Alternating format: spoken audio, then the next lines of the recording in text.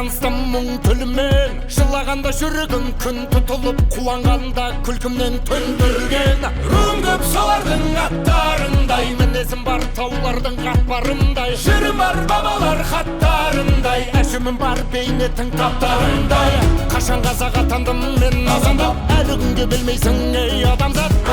Есіміме береді бала жасын қолпытасы шұқыған кей азамат. Ару жолда мал терде бала белде, уайым түбі теңіз ғой бара берме. Жігер керек, жыр керек, жалау керек, қайрат күйі боп төгіл қарал елге. Бұл күнде сен мен қазақпын, мың өліп, мың тілге. Көк барақым бар, елім бар, жерім бар. Бұл күнде сен мен қазақпын, мың өліп, мың тілге.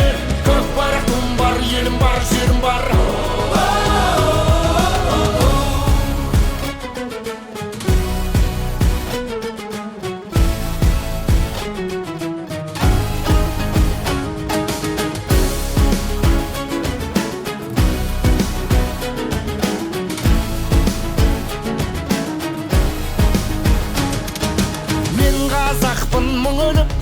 Жүргегімді таныстым мұң тілімен. Жылағанда жүрегім күн тұтылып, қуанғанда күлкімнен түндірген. Мен қазақпын, қырғыз ол туысқаным, бірге тартқан тарланның құйысқанын. Арамызды қара көз бір қыз бәлкім, бөліп берген негізге уысынамын.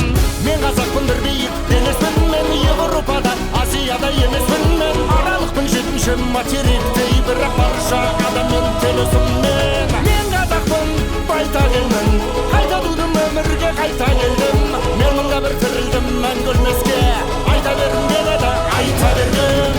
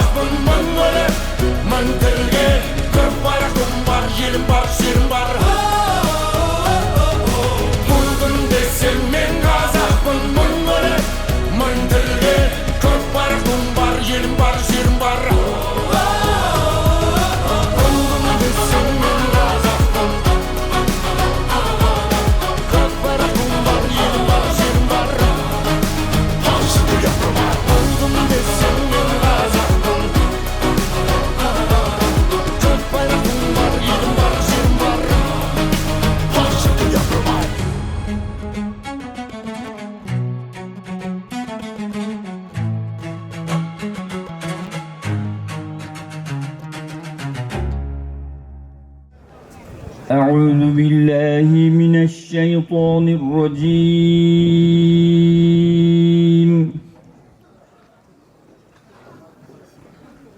بسم الله الرحمن الرحيم. وسيق الذين اتقوا ربهم إلى الجنة زمرًا حتى إذا جاءوها وفتحت أبوابها وقال لهم خزنتها سلام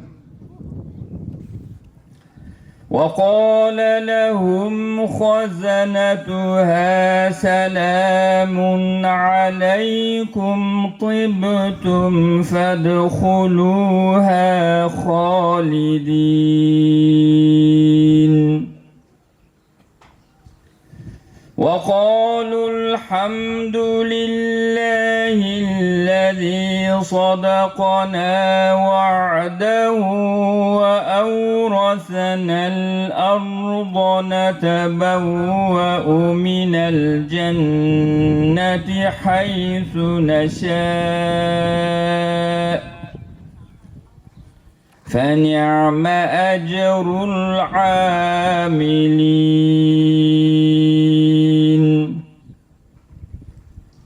وترى الملائكة حافين والصافين من حول العرش يسبحون بحمد ربهم وقضي بينهم بالحق وقيل الحمد لله رب العالمين سبحان ربك رب العزة عما يصفون وسلام على المرسلين والحمد لله رب العالمين آمين. بسم الله الحمد لله والصلاة والسلام على رسول الله. اللهم اغفر لنا ولإخواننا الذين سبقونا بالإيمان ولا تجعل في قلوبنا غلا للذين آمنوا ربنا إنك رؤوف رحيم. وصلى الله على خير خلقه محمد وآله وأصحابه أجمعين برحمتك يا أرحم الراحمين. Allah kabul etsin. Ornunuza oturabiliriz. Ardaқты ағайын, Қорасан ата кешенінде отырсыздар қазір. Кешен көлеміндегі жиналу мен бас қосудың белгілі бір мақсаты бар ағайын. Мәнісі бар. Ол сол 2013 жылдан бастап дәстүрге айналған төңіректі көркейту мен көгалдандыру, абаттандыру, тазалық жасауға арналып келеді. Осы уақыттар ішінде, 10 жылдан астам уақыттың ішінде, осы жұмыстар біткеннен кейін әрине пенде болғаннан кейін дастарханнан дәм татуымыз керек, шай ішеміз.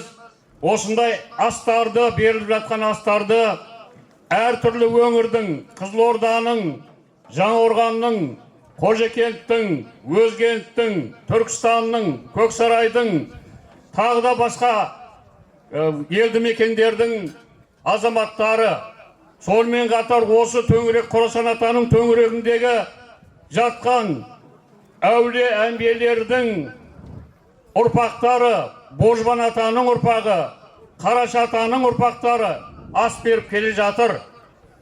Келесі кезектерде Қыпшақ атаның ұрпақтары, Күзқансыз атаның ұрпақтары келе жатыр. Ал енді бүгінгі жиынды жауапкершілігіне алып отырған Өзбекстаннан келген ағайындар, Қорасан атаның ұрпақтары, бүгінгі шайды сіздерге дәмді ұсынып жатқан өзбекстандық ағайындар, бір қол көтеріп қойыңыздар ағайындар, бар екендіктеріңізді білдіріп. О, іште отырғандар бар, сыртта отырғандар бар. Міне Өзбекстандық ағайынның шайынан дәм татып отырсыздар. Қазір мен жиынның мәнісін арман қарай бір қысқа мерзімде түсіндіріп өтейін. Енді өздеріңіз көріп отырғандай, кешен көлемінде қыруар жұмыстар атқарды деп айтуға толық негіз бар. Мен оның бәрін атамай қояйын уақыт алып. Мынау бар деп. Көздеріңіз көріп отыр. Сол пәлен жылдан бері қатысып көріп біліп жүрсіздер. Сондықтан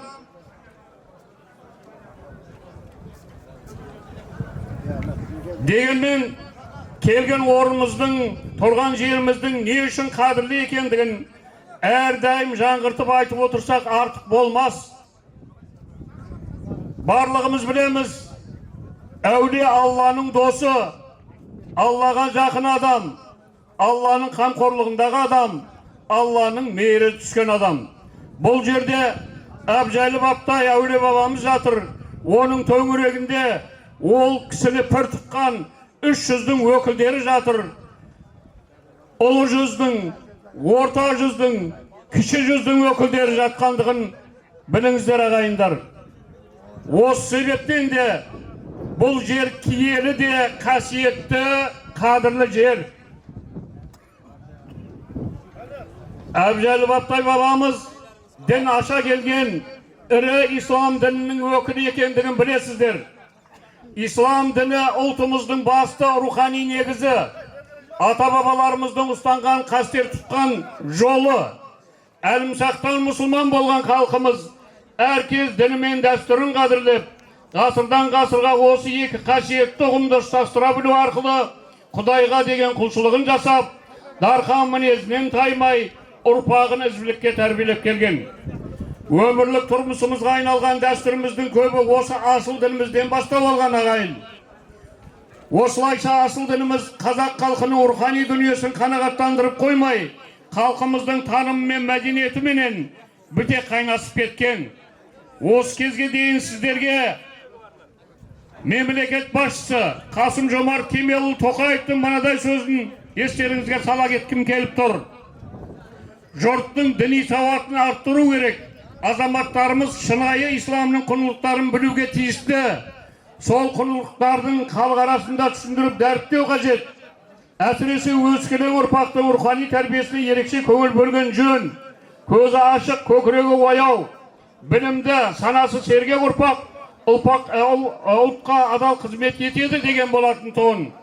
Олай болатын болса, қазақ халқының мұсылмандық діни түсінігі, шешендік сөздері, діни дастандары, мақал мәтелдері, кешегі жыраулар поэзиясы менен би шешендердің нақыл сөздеріне көз жүгіртсек, әрине аят хадистерге барып тірелетініне және рухани құндылықтарына негізделуіне куә боламыз.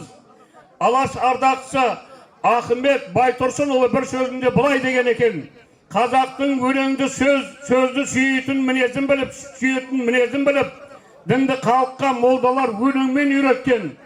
Дін шарттарын, шариғат бұйрықтарын өлеңді хикая, өлеңді әңгіме түрінде айтып, халықтың құлағына сіңіріп көңілдеріне қондырған.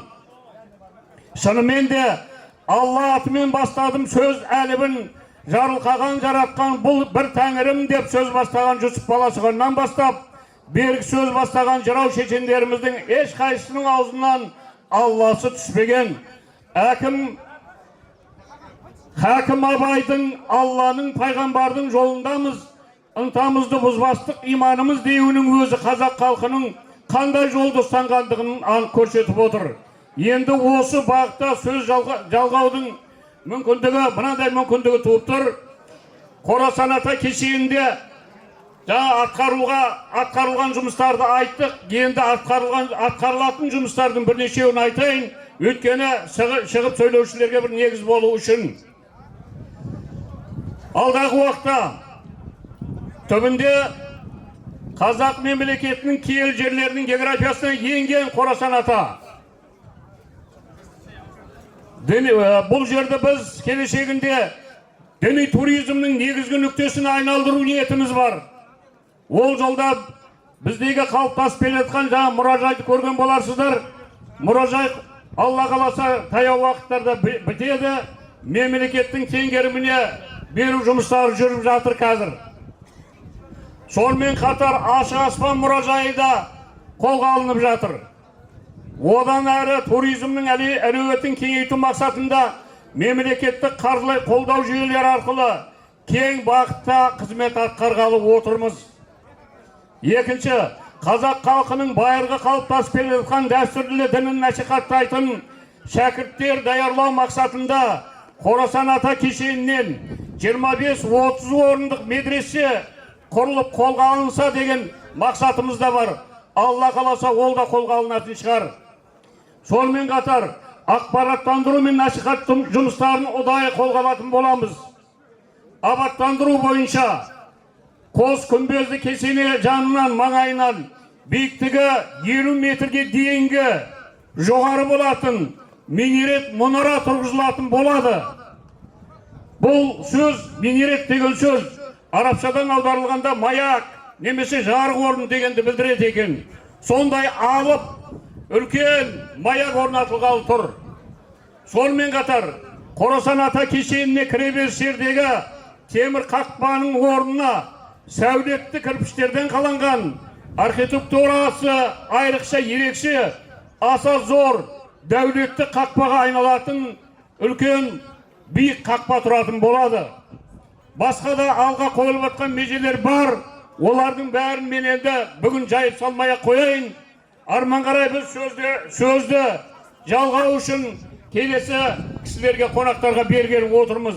Қадірлі ағайын, мына мәселені ескеріңіздер. Бүгін белгілі бір дәрежеде бір конференция емес, конференция болып ғылыми тұрғыда емес.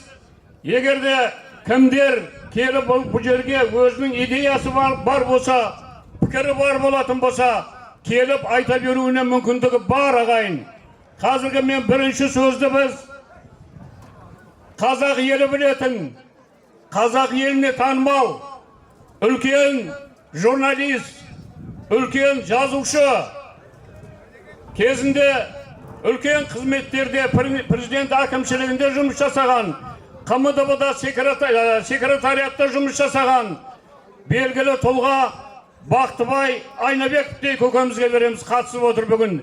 Жасы 85-ке келсе де осы төңіректегі жұмыстарға жан тәнімен кірісіп, мақалалар жазып, оны жариялап, Қорасан атаны дәріптеуде, Қорасан атаны насихаттауда еңбегі зор атамызға бір ауыз сөз береміз ағайын. Бисмиллахиррахманиррахим. Айналайын. Ey қоңыраттар, мынау сенің жеріңде Алланың сыйы осындай әулие жатыр. Мынау бүгін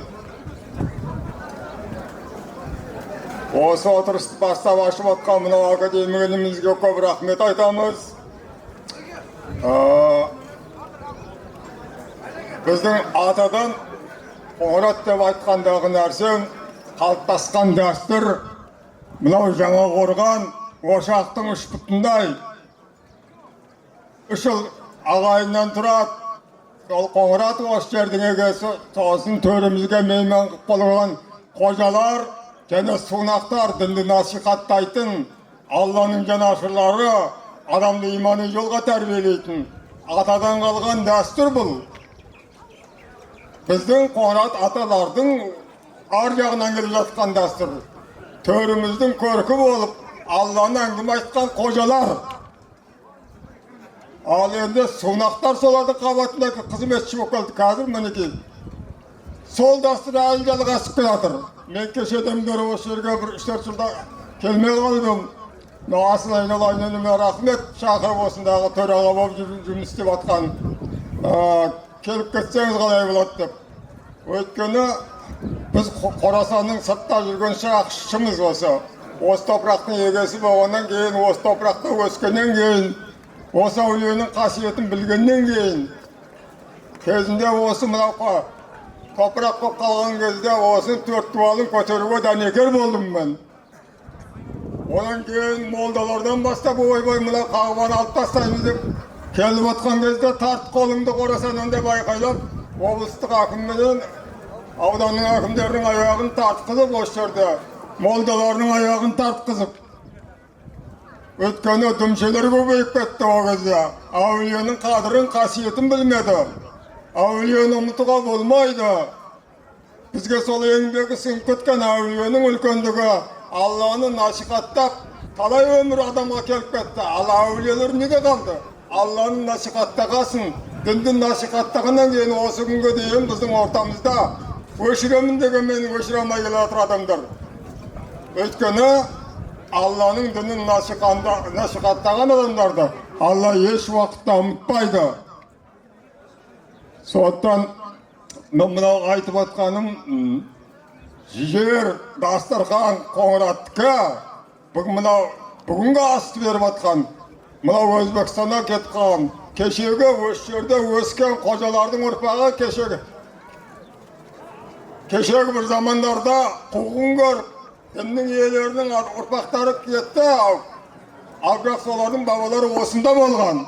Содан барғандар Өзбекстанға барып, сояқта жүрсе де ата жұртта жүріп, осы тірлікті ұстап, жылда осы маңайда ағайындар өткізіп жүрген аста, солар сұрап алып өткізіп отыр. рахмет. Сонша осы жерде тұрып, Жаңақорғанда тұрып, Қорасанға келетін қазақтар азайып қалды қазір. Өйткені діннен алшақтап кетті. Сондықтан мынау біздің аталарымыздан қалыптасқан дәстүр әдемі болды. Сунақ атада дінді насихаттайтын Сунақ ағайындар осындай нәрсе істеп жатыр. Қожа ағайындарға кезінде аманатта тапсырып, осы тірліктің бәрін істеп отқан қожа ағайындар. Бұл менің көріп отқаным, Ақтауға барсаң, 360 күн, бір күн үзілмейді. Бекет атаның басында осындай дастархан, күндіз тамағы барып зиярат жасап отқандар. Жерлестері сол жерді құрметтеп, тіпті юбилейін өткізіп, тарихын өткізіп, басына қаншама үйлер тігіп, міне дәл сондай нәрсе біз осы жерге де келе жатыр. Мына рахмет, мына біз осы жерде қожаларды қойып қойғанымыз, осының бәрін ұйымдастырып жүрген солар. Дінді ұйымдастырып, осы жерге келу деген сөз, дінге, Аллаға жақындау деген сөз, тәрбиелеу деген сөз жастарды. Сондықтан мынау ағайындардың атына айтқан, сол қалыптасқан дәстүріміз Жаңақорғандағы ошақтың ұштығындай түтіні түзу шығып келді осы уақытқа дейін. Ынтымақта келді. Осы ынтымағы жойылмай, осы ықыласымызбен, осы төрімізді, қожамызды, сунағымызды ұстап отырып, дінімізді алға апарып, ол енді өзіміздің арамыздан да діндаршылар шықты, басқалар шықты, дегенмен ата дәстүрінің жолымен осылай ұстаған. Одан біз ұтылмаймыз, ұтамыз. Сондықтан мынау бүгін дастархан жайып, сонау Өзбекстаннан келіп отқан ағайындарға елдің атынан, жердің атынан алдын ала рахмет айтайық. Көптен көп рахмет. Бірінен кейін бірі сұрап алып отқандар, дастарханға таласып отқандар көп. Жаманбайдың балдары ертең өздері өткізуге тырысу керек, көздері ашылу керек, шамал жан-жағына қарау керек. Не бір ақсақал жасына келді, бірақ сақалын қоюға қорқып. Ол сақалын қоймай жүрген жоқ, сақал оған шығуға ұялып, сақалды қоя алмай жүрген жастар бар, біздің ортамызда туысқандарымыз бар. Ал енді сол сақалға лайық ақсақал болатын үлкен қариялар бар. Мына біздің ақсақалдар алқасының төрағасы келіп отыр біздің айналайын. Сол құлағына салып отқанымыз жастарды имандылыққа тәрбиелеу жағын. Ақсақалдар деген сөз иманын айтатын адамдардың. Соның басшы отқаннан кейін шалдардың басын жинап отырып, осы иманды жолға салуға, осы істеліп отқан жігіттерге көмек беріп отыру біздің міндетіміз. Сондықтан жаңағыдай Бекет атадағыдай, қазір мен мына Алматыда Әлмеректі қолға алдық. Әлмеректен бұрын жұрт қашатын. 25 жыл болды, қазір енді Әлмеректің ескерткішін қойды әулиенің. Ауылына Әлмеректің атын берейін деп жатыр. Мінекей, өйткені ояқта да осындай нәрсе болды. Әлмеректің басын гүлдендіріп жатыр, мысалы, Райымбектің басын гүлдендіріп. Әулиеге ден қойып, қазір үйден үй тігіп, дінге бөгет жоқ істеймін дейді. Ұрпақтарының рухы көтеріліп, аталардың алдына салып, біздің негізгі алатын тәрбиеміз сол, батыстың тәрбиесі емес, басқаның тәрбиесі емес, қазақтың өзінің дәстүрінде қалыптасқан имани тәрбие. Сондықтан мына дастарханның басына келгенде Құдай ас деген сөз, төріңе Құдайды шақыру. Алланы қаяқта біз көрген жоқпыз. Күнде 5 рет Алла тағалам айтады. Күніне 5 рет менімен амандасасың ғой сен. Намаздан кейін кіммен сөйлесесің? Менімен сөйлесесің дейді. Ақыретке дейін мені көрмейсің, бірақ 5 уақыт күнде сөйлесіп жүрсің. Мүмкіндігің болса түнде нәпілде отырып сөйлес дейді Алла тағалам. Мен сен, сен мен дейді. Құранда жазып қойдым. Әрқайсың менің орынбасарымсың дейді. 18 мың ғаламның ішінде адамды мен не үшін жараттым? Өзіммен сөйлесу үшін жараттым дейді. Оқы Құранда Ғафир сүресінде. Сөйлесін дейді. Мен бол дейді. Мен сен, сен мен дейді. Құдайдың орынбасары өзі Құранда орынбасарым деп айтқаннан кейін. Бірақ оған жету үшін сол жолда жүрген адам ғана Алла жақындатады, соның әңгімесін айттырады. Кеудесін жын байлаған, шайтан байлаған адамға ол өмір сіңбейді. Ол Ясин сүресінде айтып қойған. Көзі бар соқыр, құлағы бар таскерең дейді. Оларға айтсаң да болмайды. Мен өзім ғана иманы бар адамдарға дінімді беремін дейді. Soğuttan aynalayınlar. Mına үлкен тілгісі бар. Мына жерде мына бүгін аралап тағы бір көріп шықтым да. Осы айдалада жүрген, алыста жүрген біз жабайға түсіп кеткен қыз сияқты. Осы ауылдың тілеулесіміз қазір. Сыртта жүрген шақшымыз. Мына талдардың бойында талай адамдар келіп белге табличка қойып отыр. Мен табличкасын көрмей қалдым. Кешегі Бердібек Сапарбаевтың аты жазылып тұрған еді. Тал егіп кеткен. Оның Қырымбек Көшербаев, кеше бір ғалымдардың бәрінің аттары жазылған тұрады. Сол аттарды көрмей қалдым мен. Сондықтан айтатын әңгіме, ол деген жақсы нәрсе. Ертең солардың балдары келіп, біздің әкеміз әулиеге зиярат жасаған екен. Неге келді деп анада басында тұрған жазуды көріп, мен де соларға ұқсайын, иманды болайын деп тәрбиелеуге өте әдемі нәрсе. Оны аттастағаннан ешкім ұтып атқан несі жоқ. Сондықтан олар сол білімі төмендігінен қойған жоқ. Әрқайсысы кезінде мына Бердібек өмірден өтіп кетті. Ал енді ол тал қалып еді. Қырымбектер әлі көзі тірі. Ана байға кімде де көзі тірі. Олардың да сауаты жетеді ғой. Сондықтан ол тәрбиелік мәні бар нәрселерге тиіспейік. Мына жерде жаңа бір-екі осы қожаның ұрпағы дегенмен қазақтың әліппесін жасаған үлкен алашшылардың да бір нелері тұрады. Оларды орнына қою керек. Осы жерде жігіттерді әдемі қойып еді. Оның қожықты. Олардың зияны жоқ. Бәрін орнына қою керек. Ішкі дүниеге айналайын асыл осы жерде төрағасың. Еш қайсыда тигізбе. Бар нәрседен айырылма. Ол мәдениетті елдер бардан айырылмайды. Қойған нәрсенің орнында болғаны жақсы. Имани тәрбие болуға жақсы. Білгіштер көп. Алла деп мен кеше осы жерге келер кезде бір күн бұрын президент кетіп кетті. Ертеңі азанмен тұрып Қожа Ахмет Яссауиге барып зиярат жасап барып келдім осында. Аштырып директорларын шақырып ішінде кіріп бала шағамызбен суретке түсіп сосын барып сол жаңағы Яссауи келіп зиярат жасаған Қорасанға құрмет тұтып. Ал енді біз қалай құрмет тұтпаймыз. Сондықтан Яссауи Меккеге кетіп баратқанда да осында болып барып, сонан кейін барып кетіп отырған. Сондықтан ұлы ғұламамыз сайлаған, ұлы әулиеміз сайлаған, ол мысалы Яссауи екі дүниені тең ұстаған адам, арғы дүниеде оның хикметтердің бәрі жердің астына жазылған, жердің үстіне жазылғаны қалған жоқ. Хикмет деген сөз, ол Алланың жарлығы, Алламен тілдесе білген адам. Мен сол Яссауидің да кітабын шығардым. Тілдесіп отырып өзіменен жер астындағы Алламен академиктердің алғы сөзімен Яссауидің Алламен сөйлескен кітабын шығарған адаммын.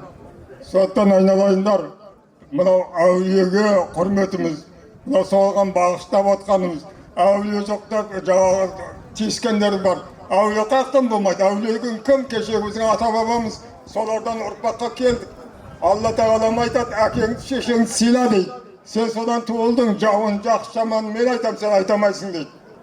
Ал сол сияқты әулие адам атадан бастап барлық қазір әулие аруақ. Сондықтан солардан бастап өзіміздің ата-анамыз өткендеріміздің бәрін сыйлап құрметтеп тұрғанның артықтығы жоқ. Мені іздесең дейді Алла. Атаңды, анаңды сыйла. Мен сонда жаратқам, сені де жаратқам. Жаратушы менмін. Мен іздейтін адам аруақтарды сыйласын дейді. Әсіресе діннің жолында жүрген аруақты адамдарды, әулиелерді құрметтесін дейді. Сондықтан рахмет айналайындар. Мына бүгінгі ас беріп отқан, ұйымдастырып отқан жігіттерге көптен көп алғыс. Сосын мына осы жердің егесі ақсақалы отқасын айтып отқан. Осы жерге көмектеріңді аямаңдар, көбірек беріңдер. Назарларыңды аударыңдар, жастарды осы жағып тәрбиелеу жағын қараңдар. Міне жерде баяғыда бір мешіт болды, өртеніп кеткен. Алла бұйыртатын болса, сол мешіттің орнына бір Қожа Ахмет Яссауидің копиясында Қожа Ахмет Яссауи толып қалған. Соның 4 қақпасын 4 жағынан ашып, бір мешіт салып берсем ба деген менің ойымда бар. Мүмкіндігім болса балдарында қасында отыр. Ертең Алланың реті келіп атса, ол тірлікте де уақытында болған кезде айтады. мүмкіндіктері болып жатыр. Алматыдан біреу, осы жерден біреу, Түркістанның жанынан, Саураннан біреу бір мешіт жасапқа деген ой бар. Осы топырақты туғаннан кейін осы ауылға мен де үлесімді қоссам ба деген ниетпен Аллаға сұрап жатқан жағдайларымыз бар. Алла абырой берсін. Мынау аста бүгін айтылатын тілектердің барлығы періштенің құлағына шалынып, Алладан жақсылық қайтсын. Жеріміз иманды болсын, ибалы болсын. Осы топырақта өсіп отқан ұрпақтардың барлығы осы Қорасан ата сияқты Аллаға жақын болсын. Алланы сүйсін. Алла беретін де Алла, алатын да Алла. Ар уақытта Алланы ұмытпайық. Адам топырақ, адам ата топырақтан жарады. Кеше жүргендердің бәрі кетіп қалды, топырақ болып жатыр. Топырақты да абайлап басайық, топырақты абайлап сыйлайық. Тегіміз топырақ. Сондықтан адам мешіт салуға сыйлайық, әулиелерді сыйлайық. Осындай тірлігіміз көп болсын.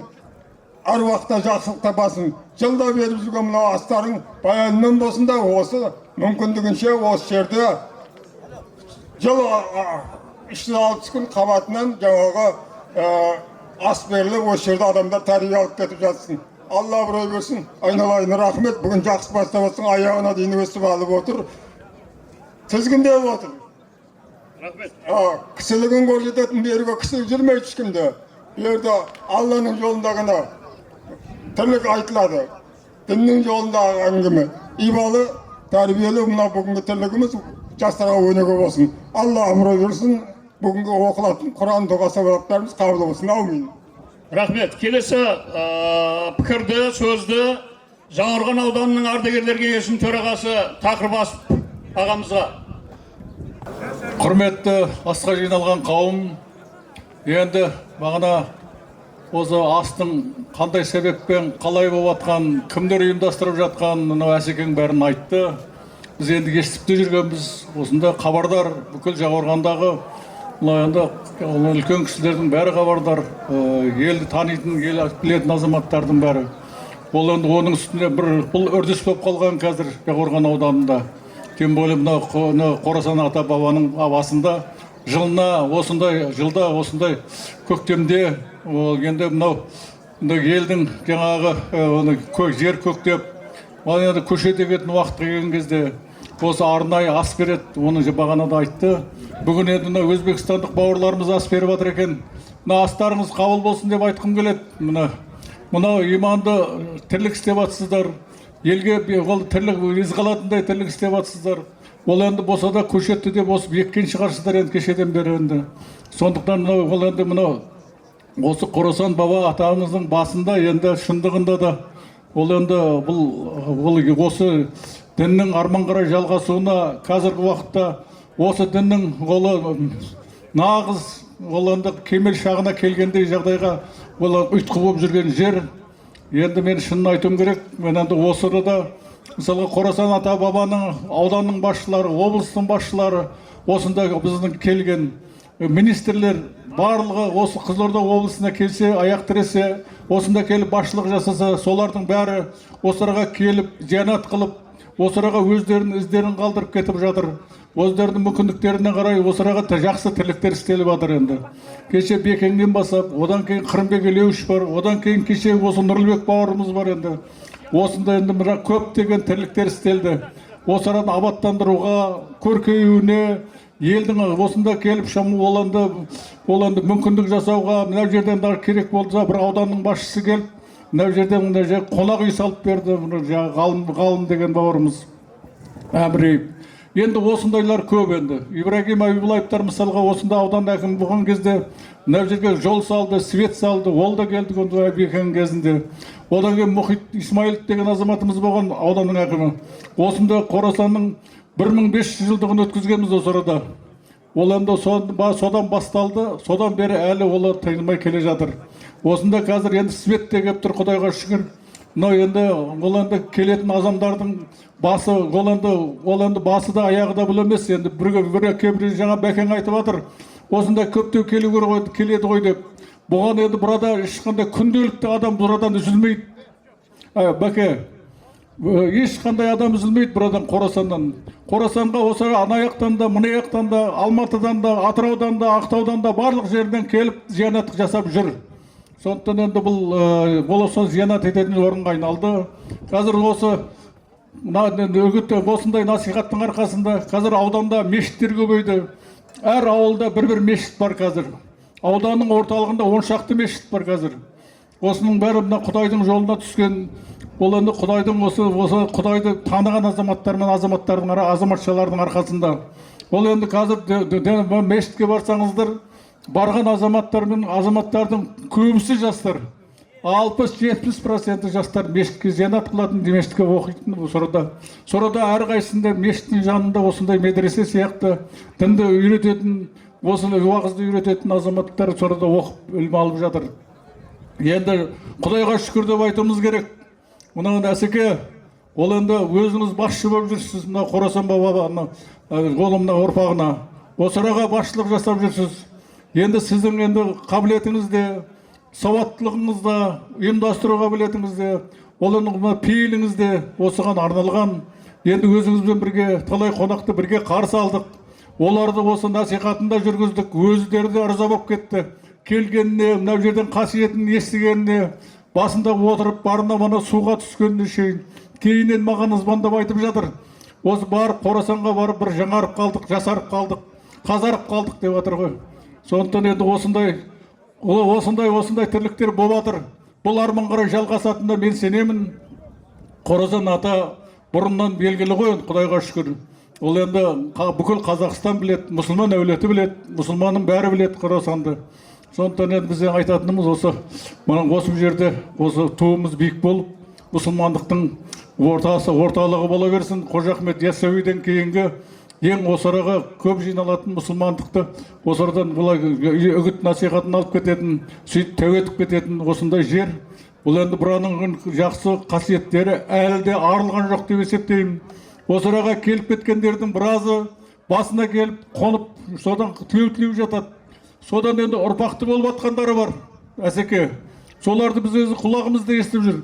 Осы араға келіп қонып, Құдайдан ұрпақ сұрап едім. Сол Қорасанға барғанда осы ұрпақты болдым мен деп. Сондықтан сол қасиеті арман қарай осы елге пайдасы тие берсін. Бабамыздың жақсы жатқан жері жайлы торқа болсын. Ол әулеттерінде тек жақсылық, осы әулетте тек жақсылық болсын. Енді біздің енді Қорасан деген енді ол біздің енді шынын айтқан кезде дініміздің шарықтау шегі дегендей ақ біздің облысымыздың маяғы болып тұр қазір осы тұрғанда. Қорасан осы облыстағы діннің маяғы. Сондықтан басшысы болып тұр, бастық алатын жері болып тұр. Сондықтан Қорасанымызда осы гүлденіп өсіп, осы орада жаңа айтқан тірліктердің бәрі іске аса берсін. Адам ойластырады, Құдай жайғастырады дейді ғой. Сондықтан адам ойластырылып жатыр, өзіңіз бастап ойластырып жатыр, жаңа Бәкең айтып жатыр міне. Сондықтан енді сондай жақсы тірліктер іске аса берсін, сөйтіп мына жер көркейе берсін. Бұл адамдардың зиянат қылып, осыдан жақсы қасиеттерді бойындарына сіңіріп, мұсылмандықты бойындарына сіңіріп, осы жерде жақсылықта кездесуге Құдай жазсын. Барлықтарыңыз, отбасыларыңыз амандық болсын. Діндерімізді, осы дінімізге сиынып, осы арман қарай ұрпақтарымызға соны жалғастыра берейік. Сонда ғана біздің дініміз мықты болады. Сонда өзіміз ғана мықты боламыз. Сонда бізді жақсылап тұрып, Құдайды қолдайды ғой деп ойлаймын. Құдай қолдасын, амандықта болыңыздар. Рахмет, көке тұра тұрыңыз. Ардақты ағайын, мен байқап отырмын, осы жерде қазір төңіректе отырған адам, мыңның үстіндегі адам, тағы да келушілер көп сыймай атқанына біз қуанып отырмыз. Сондықтан жастар сәл орын беріңкіреп, келген кісілерге, жаңадан келген кісілерге, сосын мүмкіндік болса кетіп қалмай, осы ортаны сыйлап, Қорасандай әулие бабаны қадірлеп келгеннен кейін, осы төңіректе аялдап тұра тұруларыңызды сұраймыз ағайындар. Шай ішіп болдым, кеттім деген мәселе болмасын ағайын. Аяғына дейін шыдаңыздар. Аз-ақ уақыт қалды. Сәл тұра тұрыңыздар осы жерде. Күнде бұндай ғибратты жиын бола бермейді ағайын. Келесі сөзді біз жалғап жібереміз. Кім қайда тұра тұр? Айналайындар, мынау меймандардың арасында Москвадан келіп отқан генерал-лейтенант, бүкіл сырдың кезіндегі діннің басшысы болған үлкен адам 87-де келіп отыр. Мен айтамды ұмытып кеттім деймін болып, сол кісінде шақырып, бір ауыз мергі сонша жерден келіп отыр, бірақ оның Қуаты кеше Қонаевтармен бірге, Рашидовтермен бірге, Микаяндармен Кубаға дейін 67 елде аралап келген кісі ақсақал. Осы біздің әулиеміз сияқтап отыр. Түрі қарапайым, оны генерал-лейтенант деп ешкім айтпайды. Кешегі шорный майорлардың ұстазы, кеше ауғандағы біздің мықты батырларымыздың ұстазы. Үндеместер ғой, бұлар енді көп өздерін айта бермейді. Келгеннен кейін, мына жұрттың көзінше үлкен бір адам келді. Аты Жан Ата дейді, 12 шыққан бұл кісі туралы. Талай өмірдегі барып қайтқан, талай адамның басын кесіп әкелген шетелде жүріп. Талай адамға жаназасын ел үшін, отан үшін жұмыс істеген кісі келіп жатыр. Сондықтан айналайын, мына сөзін біз шақырып алып отырғанбыз. Бір ауыз сөзбен.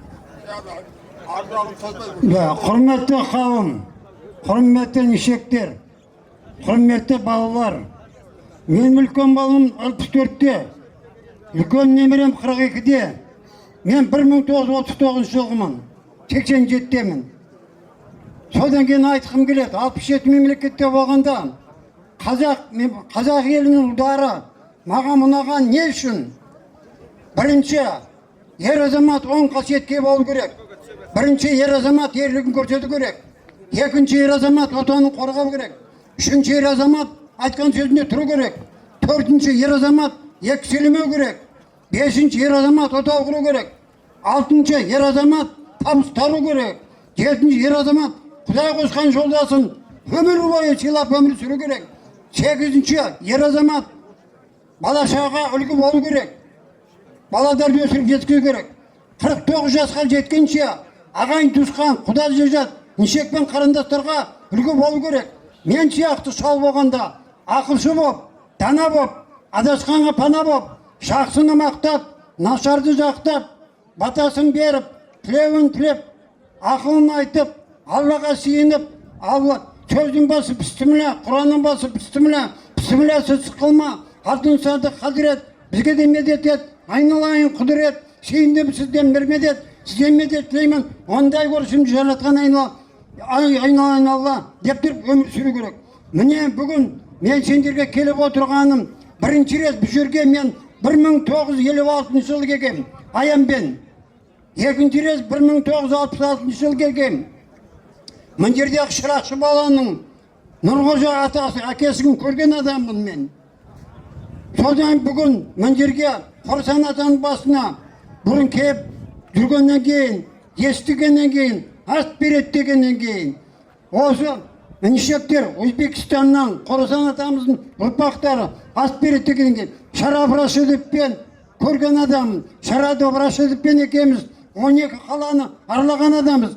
Самарканд, Бухара, Хива, Какан, Фергана, Наманган, Шахризад, Андижан, Ташкент, Наваи, Нұр-Отаны аралаған адамбыз. Содан кейін айналайын. Осы ислам діні жеріне тарасын. Жеріне ақ дін болсын. Ислам дініне білген мұсылмандар көбейсін. Осы мұсылмандардың оқыған дұғалар қабыл боп, ауырғанға ем боп, адасқанға дем боп, жақсы істер тасып, жаман істер кем болып, жер мұсылмандарын аман болып, жер мұсылмандарын жүзінде нұрлы ем болсын. Осы жер жүзіндегі мұсылмандардың 1,5 миллиард мұсылмандардың жас осы өсіп көрген, өсіп келе жатқан немере, шөбере, шөмшіктеріме айтқым келетұғын. Жас ұрпақ өмірлі болсын, тұрмысы көңілі болсын, ата-анаға мейлі болсын, ағайын тұсқа пейілді болсын, 12 білімге жайынды болсын, саусақтарым айтқан шебер болсын, ел қорғайтын батыр болсын, шындықты айтады ақын болсын, халқым деген жүрегі болсын, жұртың қамқор тірегі болсын, абырой өрлесін, ел алдына ерлесін, жаманшылық көрмесін. Айналайын, Алла, Раббым әлемдерін, жеріне мұсылмандарын, шаңырақтар биік болсын, босағдары мықты болсын, босағдарына жамандық жетпесін, төрінен жақсылық кетпесін, шаңырақтарына қыдырат ағынсын, босағдарына бақытты болсын, ырыс берекелері мол болсын, 90-ға кеп, немере, шөбере, шөпшек сүйіп, содырға ақылшы боп, дана боп, адасқанға пана боп, жақсыны мақтап, нашарды жақтап, батасын беріп, тілеуін тілеп, ақылшы болып, өмір сүріп, жүре берсін. Әумин, Аллах бір. Айналайындар, рахмет, құрметті болыңдар, өмірден ұзақ боп. Осы, мен бурятпын, бірақ 5 тілді білетін адаммын. Сендерге тілейтұғым, ең қымбат, сатып та, іздеп те, сұрап та, тауып та аламайтын байлық, денсаулық тілеймін сендерге. Аман болыңдар. Ой аға, аталы сөз айттыңыз аға, рахмет. Мына байқап отырсыздар ма ағайындар, Өзбекстаннан келген ағайындар, мына шығып келіп сөйлеушілерге Өзбекстанның нақыштары бар шапан жауып жатыр. Рахмет сізге көке, отыра беріңіз, мәке келіңіз сөйлеңіз бір ауыз. Болды көке, болды көке, кел, мәке. Сізден кейін сөйлеу қиын. Бұл көкемді 3 күн тыңдасақ та болады екен, мүмкіндігіңіз бар екен көке. Өмірден өнеге жинаған екенсіз. Ассалаумағалейкум, құрметті ағайын, қадірлі жамағат. Мына ағадан кейін сөйлеудің өзі қиын болып қалды шын мәнінде. Алла болсын, адал жолын бере берсін. Ал құрметті жамағат, бүгін үлкен ас жиын болып жатыр. Біздің Қорасан бабамыз ол тарихи тұлға ғана емес, ол шамшырақ, бізге темірқазық. Тұран даласына дін әпкелген, адамгершілікті әпкелген, ізгілікті әпкелген асыл азаматтарымыздың біреуі. Жатқан жер жәннатты болсын. Енді бұл кісі өзі Қорасан жерінен шығып, осы Тұран даласына келуінің өзі де үлкен тарихи нәрсе.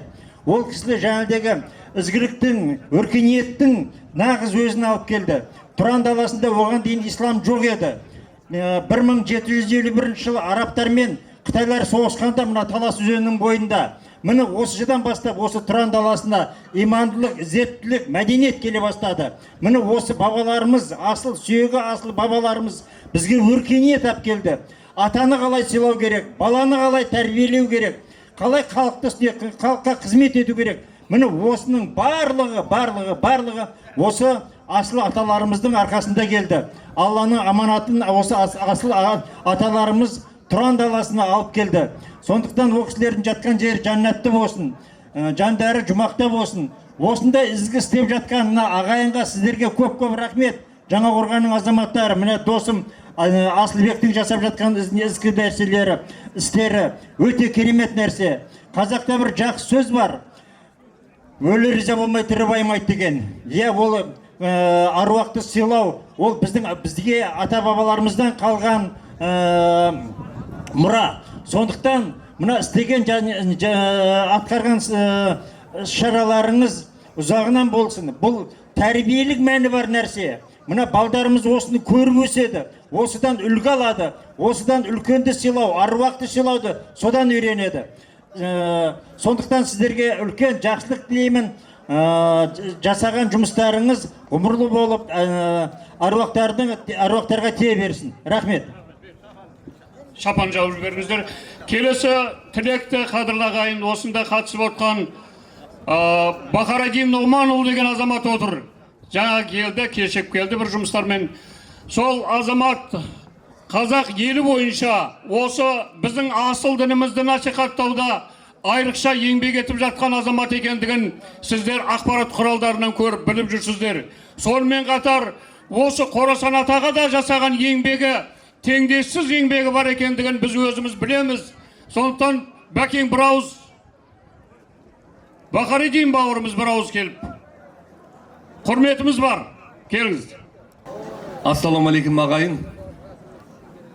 Мынау ұяттау болды, үлкен кісілер отыр. Жасымыз кіші болса да енді сөз беріп жатсыз. Үлкен рахмет, барлықтарыңызға айт мерекесі құтты болсын, Наурыз құтты болсын, жыл құтты болсын. Мына жаңа үлкен аталарымыздың айтқан сөздері Алла қабыл етсін.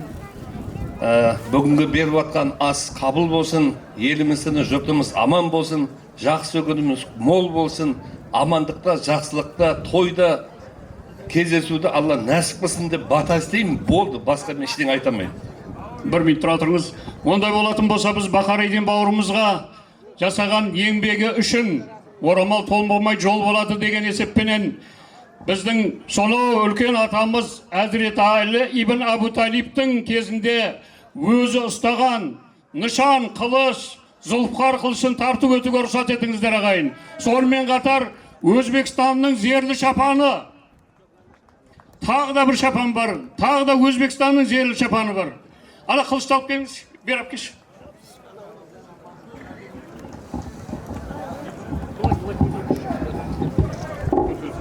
Өзіне бер, өзіңіз көтеріліш. Мына байқап тұрсыздар ма, мына қылышта жазылған сөз арабша білетін жігіттерге оқыттық біз. Мұнда мынандай деп жазылыпты қылыштың өн бойында.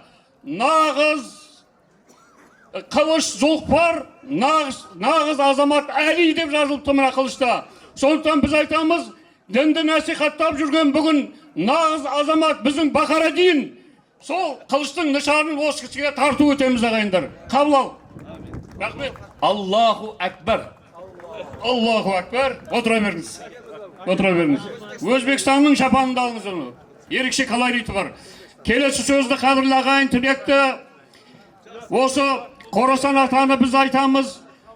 300-ға пір болған деп, 300-ге, ұлы жүзге, орта жүз, кіші жүзге пір болған.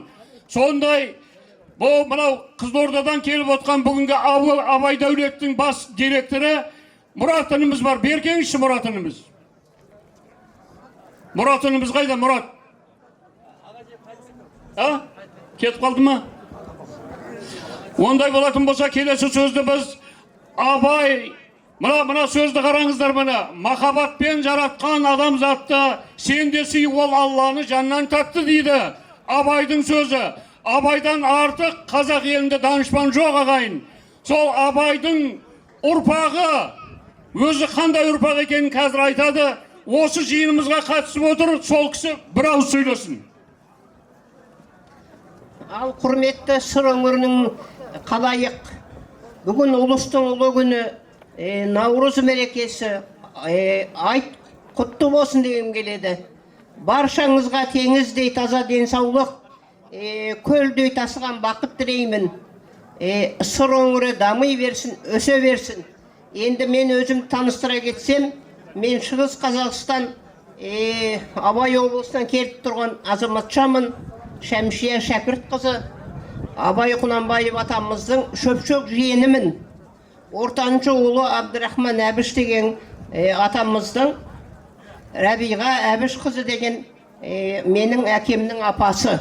Сонда Абай атамызға шөпшөк жиеншар боламын. Енді мінекей сыр өңірі өздерінің адамгершіліктерін танытып, мына Баян қызым бар, Ләззат қызым бар дегенде, сол осы кісілердің арқасында осы сыр өңіріне келіп, сіздермен мінекей дәм татысып, бүгінгі ұлыстың ұлы күні ақ түйенің қарны жарылып, қой үстіне бозторғай жұмыртқалаған күн ғой бүгін. Бұдан бақыт бола ма? Сосы күндеріңіз құтты болсын, ырыста береке бірлік болсын, ырыста ешқашан апат, табиғи апат недер болмасын, аман есендікте болайық. Сіз біз деп қайда жүрсек те жүрегімізде сақтап жүреміз. Сондан осы Шолпан деген сіңілім интернатта мұғалима, сол кісінің танысқанымен Баян қызыммен таныстық. Содан мінекей дәм тартып келіп қап. Енді мен ең бақытты адам екенмін. Алланың әмірімен бүгін осындай республикалық асқа бұйырғаны. Аман есендікте болайық, сау болыңыздар, рахмет. Қадірлі ағайын, ендігі біз байқаған шығарсыздар, жаңа Қорасан атаға зиярат еткенде Абжалбап атаның өзінде, сосын Үсейін атаның үстіндегі жабулар, жасыл түсті жабулардың жабыла бастағанын көрдіңіздер. Енді сол жабу біздің білуімізше Мұхаммед пайғамбарымыздың үстінде де, саллаллаху алейхи саламның үстінде де жабу бар дейді. Басқа да пайғамбарлардың үстерінде жабу бар. Сондай жабуды біздің аталарымызға әкеліп жауып жатқан, бірақ екі атаға Бұқараға заказ беріп, Бұқарада тігіліп, сол әкеліп жауып жатқан бір қыз, бір ұл келіп отыр. Сол екеуіне бір құрмет жасап жіберейік, куәсі болыңыздар. Айжан қарындасым, келіңіз, інім жаныңызда бірге, келген азаматпен бірге. Айжан қайдасың? Келесі құрметті қадірлі ағайындар, біз енді көріп отырсыздар, Қорасан атада төңірегінде 300-дің өкілдері Қорасан атаның жанында шапағат сұрап жатқанын білесіздер. Ұлы жүз, орта жүз, кіші жүз. Жаңа айттық, осындай жиынды әрбір осы Қорасан атаның төңірегіндегі жатқан Божбан ағайындар, сосын Қараша ағайындар, басқа да ағайындар кезегімен, ендігі кезекте Қыпшақ ағайындар, құйысқансыз ағайындар келіп төңіректеп жиын жасап жатыр. Бүгінгі жиын жасап жатқан кісілердің атына біз сөзді қазір Бектұрған көкемізге беріп жіберейік. Жасы үлкен. Бектұрған көкеміз. Аяқтаймыз қазір. Bismillahirrahmanirrahim. Elhamdülillahi Rabbil alemin. Vel akıbetu lil muttaqin. Vessalatu vesselamu ala Resulihi Muhammed ve alihi ashabihi ecmaîn.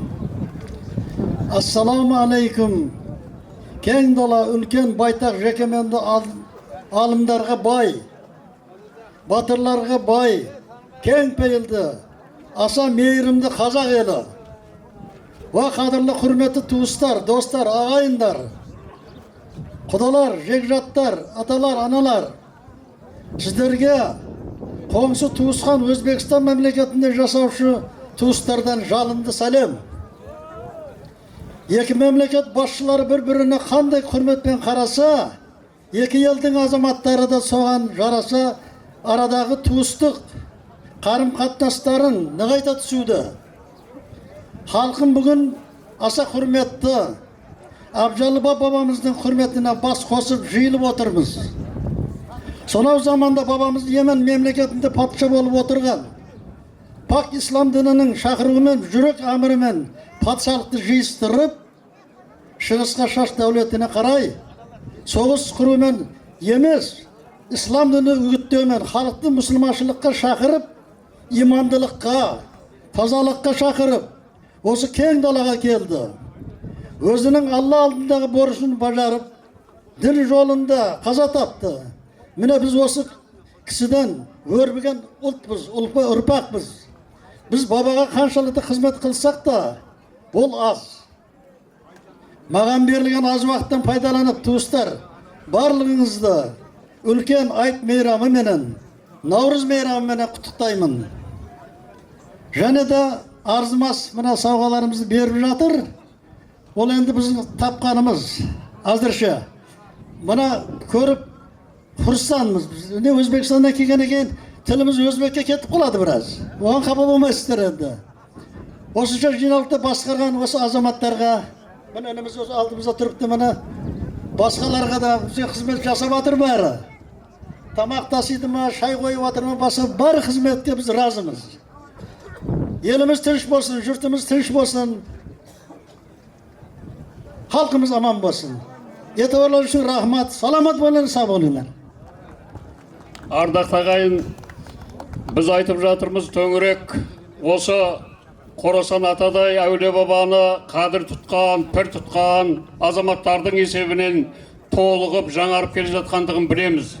Ал енді дәл қазір біз 2005 және 2007 жылдардың аралығында Қорасан атаның кесенесі әбден ескіріп, жаңбыр өтіп, қар тиіп, сол фундаменті құзданып, о кезде фундамент жоқ қой, фундаментсіз салынған, құзданып, әбіржіп тұрған кезеңінде сол 5 пен 7-нің аралығында осы Қорасан ата кесенесін қос күмбезді өзі қаражатыменен өзінің барлық мүмкіндігін пайдаланып отырып тұрғызған азамат тұр жанымызда. Бұл азамат біздің Изан деген ағамыз, Изан Шарапов деген ағамыз ағайындар. Аллаху Акбар дейміз ағайындар. Осы азамат Өзбекстаннан 30 өзінің шеберлерін алып келіп, ағайындарын алып келіп, өзі тұрғызып, Бұқарадан кірпішін тасып, өзі тұрғызған. Сондықтан біздің құрметіміз бұл кісіге де сол әзіреті әлі бабамыздың Зұлпар қылышы құрметпен ағайындар. Берейік жіктер, бер қылышты. Көке бір көтеріп қойыңыз қолыңызды. Бұнаны көтеріп қойыңыз. Жаңа айтып отқанымыздай, нағыз азамат Әли, нағыз қылыш Зұлпар дейтіндей, нағыз азамат есебінде ешқандай қиналмай, шаршамай осы кесенені түгелдей тұрғызып берген азаматқа құрмет болсын ағайындар. Рахмет деп қойыңыздар, рахмет деңіздер. Енді біз елдің атынан шапанымыз бар, сол шапанын жабылсын. Біздің елдің шапаны. Өзбекше емес, қазақи шапан. Мына Пахридин бауырымыздың жасаған дүниесі бар, тарту етіңіз. Пахридин бер жақындаңыз. Пахридиннің жасаған мынандай дүниелері бар, беріңіз өзіңіз келіңіз. Атап берсеңізші, біз беретін адамдарымыз бар. Көп рахмет. Көп рахмет. Ал. Ай, Асыл, біз кетіп бара жатырмыз. Біздің атымыз аталмайды. Қолатан мен Қылыштыға екеуі талатып, мені көп қабылдаған еді. Бол. Естігісі келмей отыр. Бәрі айтты. Ассалаумағалейкум, арда қазақ, ұлы ұрпақ, ұлылардың ұрпақтары, қасиетті қаны бітеу, ешқандай қиындықты, жамандықты мойындамайтын жақсылықты ғана, ізгілікті ғана бойынап құт қылған арда қазақ амансыздар ма? Мен енді мұнарда көп сөйлеп уақыттарыңызды алмай ақ қояйын. Мынау әулеттің бір үлкені ізет, бабаны кепті дейді түзеп. Бұрын танымаған, сосын кейін өлең жаза алмадым күзеп. Бірақ еңбек еттім, бойын қазақтың түзеп, 7 қазынасы 5 қаруы, 3 арысы, 7 атасы, сүйреген арбасы, асығынан тұрған алшысы, дөңгеленген дүниесінде ізеке, мынау қазақтың даласынан, шәмшінің баласынан, Қорасан ата қорының атынан төріңізге қойып қоясыз. Мынау 5 қаруыңыз ешқашан жүзі қайтпасын, жау келем деп айтпасын. Мынау тіл, діл, дініңіз берік болсын, жақсылық сізге серік болсын. Рахмет. Енді біз Өзбекстандық ағайындардың алып келген зерлі шапанын тарту етейін деп тұрмыз. Сол мына жігіттердің жасап қатысып отқан жігіттер бар осында. Сондықтан сондай кісілерді біз атап шақырайық. Сол кісілер келіп Өзбекстанның шапанын келіп киіп кетсін. Қыпшақ ағайындардан кім қатысып отыр? Қыпшақ ағайындан? Қыпшақ ағайындан бар ма? Сонақ ағайындан Төребай. Төребай. Найман ағайындан Әбутәліп ағамыз. Найман ағайындан Әбутәліп ағамыз. Қылауыз ағайындан Мәжит бауырымыз. Аққорғаннан Серғұж ағамыз. Қырсадағы ағайыннан Әсет ағамыз. Бақсайыс ағайыннан Мәжит ағамыз. Алшын ағайыннан Тұрған ағамыз. Ұлы жүз Ошақтыдан Абдуайт ағамыз.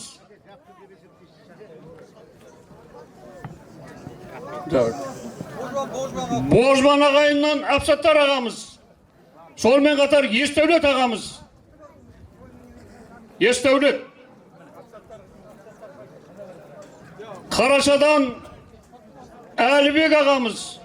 Анарбек ағамыз. Анарбек.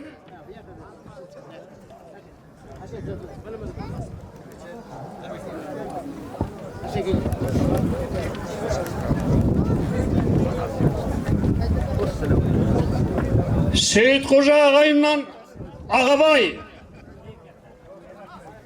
Дуана ағайыннан Нұрлан.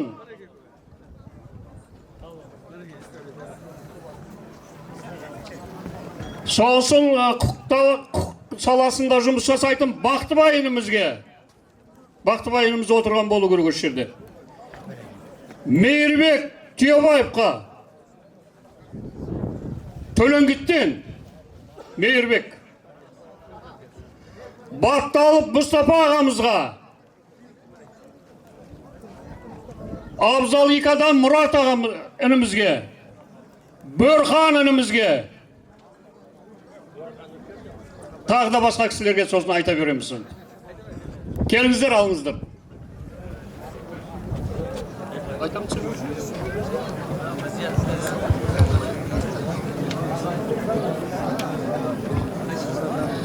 Базеке бір ауыз деміз.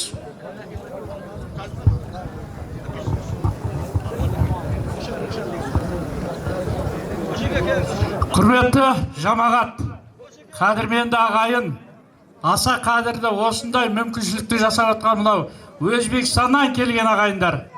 Бүгінгі ұлыстың ұлы күні мерекелеріңіз құтты болсын. Еліміз еңселі болсын. Мемлекетіміз мәңгі болсын. Тәуелсіздігіміз торлы болсын. бақытымыз баянды болсын. Ұлыс оң болсын, ақ мол болсын. Жаңа жылдан жаңа жылға осындай үлкен мерекеде арамыз ажырамай, шебіміз сетінемей, қатарымыз сиремей, аман есен төрт көзіміз түгел болып жинала беруге Алла нәсіп етсін. Осының барлығына мүмкіншілік жасап атқан мынау біздің қасиетті дініміз, ислам діні, соларды таратушылар, басы қасында ардан санасақ Халид ибн Валид, Қосама ибн Аббас, Күтейба, одан кейінгілері өзіміздің Абжалил баб, Абдрахман баб, Ысқақ баб аталарымыздың негізгі миссиясы орындалып жатыр деп ойлаймын. Өйткені мынау қанша халық жан-жақтан келіп жатыр, географиясы қандай кең, әр түрлі ұрудан, әр түрлі жүзден, елден келіп жатыр. Бұл деген сөз исламның өте бейбітшілік, халықты, елді біріктіре алатын үлкен факторға ие екендігін көріп отырмыз. Шынында да, егер біздің елде азған ағайынды біріктірсе, былай қарай бірнеше ұлтты, егер қасиетті Меккеге барсақ, бірнеше континентті, материкті, бірнеше елді, бірнеше жаңағы Индонезиясы бар, басқа неден Африкасы бар, бәрін біріктіріп отыр. Бұл деген исламның біріктіруші факторының ең жоғарғы екені. Бізге жетпейтіні не? Біздің елді ел қылатын сол ауызбіршілік. Ерлер қатса ел қалады, бетеге қатса жер қалады, берекең кетсе не қалады дейді. Береке осы бірлікте, ауызбіршілігіміз бола берсін. Осы біздің аталарымыздың, бабаларымыздың әкелген ислам діні халықты бірлікке, ынтымаққа, мейірге, мейірбандыққа шақыратын дініміз өсіп өркендей берсін. Осы бағытта жұмыс істеп жатқан өздеріңіз сияқты азаматтардың аман болсын, дені сау болсын, өмір жасы ұзақ болсын. Енді бір батамды беріп жіберейін енді. Мына үлкен 70-тен асып қалдық бізде. Дүниеде кем болмайды баталы ол, шашайын ақ батадан иман үйгіл. Мынау Қорасан атасын құрмет тұтып келіп жатқан, жан-жақтан келіп жатқан, әр түрлі қазақтың жүзінен келіп жатқан, әр түрлі еліне, жерінен келіп жатқан ағайындардың Аллахым денін сау, жасын сақ бақытты қыл. Қаптаған қарармандай шоғырлы қыл, әр іште асықпайтын сабырлы қыл. Алдында ағалардың абыройлы, соңынан ергендерге қадірлі қыл. Сөйлесе сөйлер сөзін жүйелі қыл, қатарына кем қылма киелі қыл. Мынау біздің қасиетті ордамыз, мына жеріміз, Әбжәлил баб атамыздың жатқан жері мәңгілік мекенде. Соның қасындағы жатқан әулие әмбиелердің осы мекенін Аллахым ат байлап, жүк байлатын түйелі қыл, еліміз аман, халқымыз тыныш болсын, Алла дін исламға қуат берсін, мұсылмандарға иман берсін. Тек жақсылыққа, аманшылықпен кездесуге Алла нәсіп етсін. Аумин. Аллаху акбар. Ардақты ағайын, сіздерге бір жаңалық сүйініш хабарды айтқалы отырмын. Таяуда ғана біздер Қорасан атаның атын дәріптеуде, кеңінен насихаттауда, Түркістан қаласының төрінен Қорасан ата атты, Әбжәлил баба атты мешітті бастағалы тұрмыз ағайындар. Сол мешіттің басы қасында жүрген, мына жерде Ерлан деген бауырымыз тұр. Ерланға арнайы өзбектің шапаны, сосын хабарлау үшін бір ауыз сөз. Келіңіз, Ерлан бауырымыз. Соңынан сөзді қорытындылау үшін біздер мына сахна төріне шыға беретін үлкен кісімізді шақырамыз. Біздің Қорасан ата ұрпақтарының ең үлкені, жасы 85-ке келген Саяндай көкеміз отыр. Әңгімені қазір келіп қорытындылайды, сонымен Құран оқитын боламыз. Бірақ қазір кейбір кісілерге мына шапан тимей қалған кісілерді мен атап өтейін. Кім? Мұстапа көкеміз, Сұлтанбек көкеміз, сосын Қақар ініміз, сосын кім? Кім? Зияудин Ғари, Қазақстанның шапаны. Мәру апаға. Көке, Нұрлан қайдасың? Нұрлан өткен. Алхамдулиллах.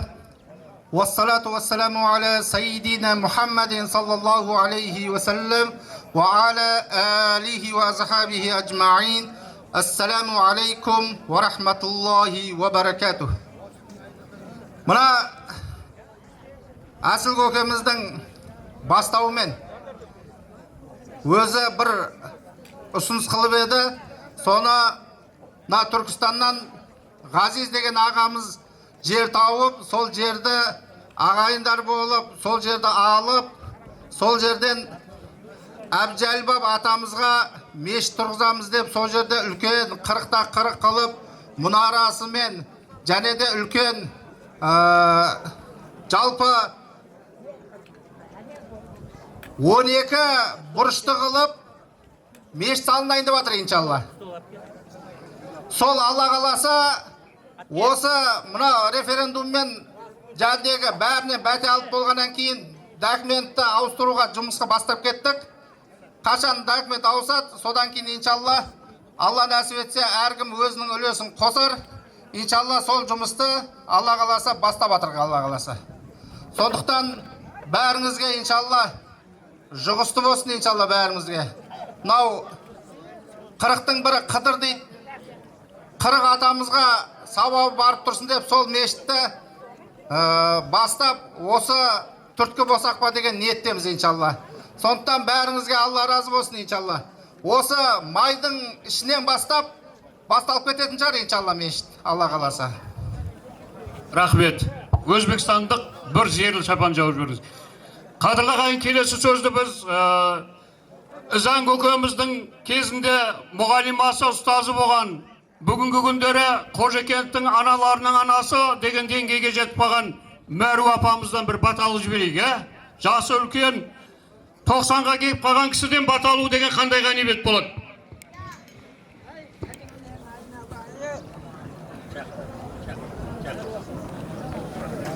Мына жиналған қауым Қорасан бабаның қорасынан кірген ағайын, туыс, жас, үлкен кіші, жастар өмірлеріңе береке берсін, ниеттерің қабыл болсын. Мынау басқан қадамдарың, айтқан жақсы сөздерің, ықылас пейілдерің, ниеттеріңді Алла қабыл айдасын. Мынау Ташкенттен келген ағайын, туыстар, ағайындар, Қорасан бабаның ұрпақтары, Ізан, Ізатілла, айналайын, нет қабыл болсын. Ағайынды ұйымдастырып, елді жетектеп, өзге мүмкін шақырымдық жер Ташкенттен келіп, мына ағдастархан жайып, көптің пәтесін алып, бабаңа келіп зиярат қылғандарың қабыл болсын. Көппен бірге көп қатарында жарылқасын шырағым. Мынау жаңа жылдың қарсаңында жақсы күндерде осынша қауым бір-бірімен қауышты. Наурыз мерекесі, аз наурыз. Мынау кешегі өткен Рамазан айының айты бәрі жалғасып тұр. Мына референдум жаңа конституцияны қабылдап, елдің, халықтың, жастардың, қоғамы, солардың құдіретті, қадірлі жұмыстарын орындайтындар. Ал мынау ұзақтан келген Затулла Шарапов, айналайын, өміріңе береке берсін, деніңе саулық берсін. Мына жаңа жылда, аз наурызда жарылқасын. Көптің тілегі мынау баршылық, жақсылық көп қатарында жарылқасын. Көпке берсін, елге берсін. Мынау жаңа жылда арық толған су болсын, жайлау толған мал болсын, қамба толған дәм болсын, жасыл желек, орман, тоғай іші толған аң болсын. Мынау елге тыныштық, тәуелсіздік еліміз торлы, көк ту жоғарыда желбіресін, Алланың нұры. Діни руханият мұнарасы жоғары болсын. Жастар осындай ұлағатты істер көп болсын. Рахмет. Сөзді қорытындылау үшін біз Қорасан атаның ең үлкен қариясы ақсақалы Саян көкемізді микрофонға шақырамыз. Оған дейін шапан берілмей қалған кісілер бар. Осы туды Ташкент деген қалада сақтап келген Патшақожа деген Қорасан атаның туын сақтап келген Патшақожа көкеміздің ұлы отыр. Соған да қазақи бір шапан. Сосын Қызылордадан келген Дуана қожаның өкілі Пірмұхамед бауырымызға өзбектің нақышы бар бір шапан.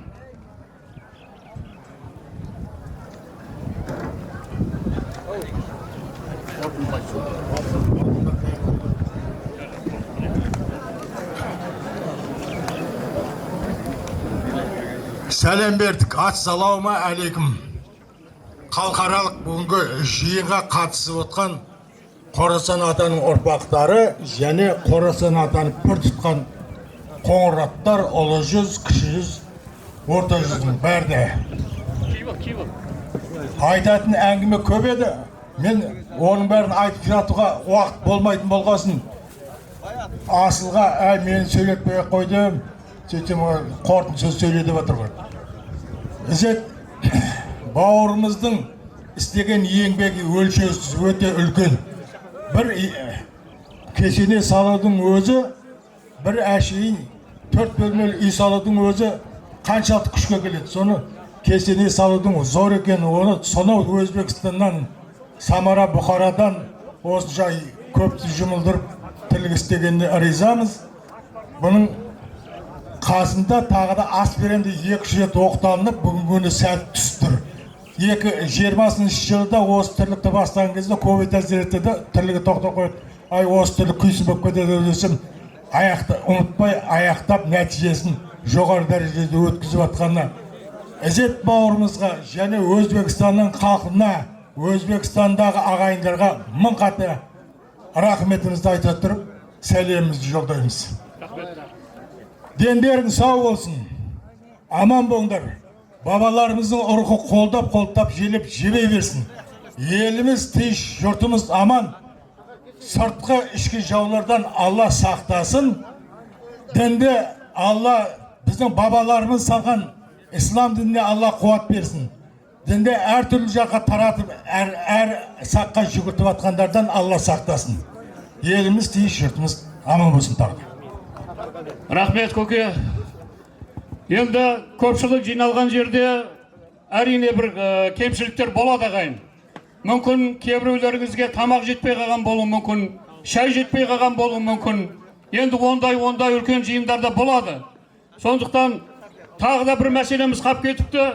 Мынау Ізән бауырымызға Көксарайлық ағайындар бір ат бергелі тұр екен, сол атын беріп жіберсін, атын атап.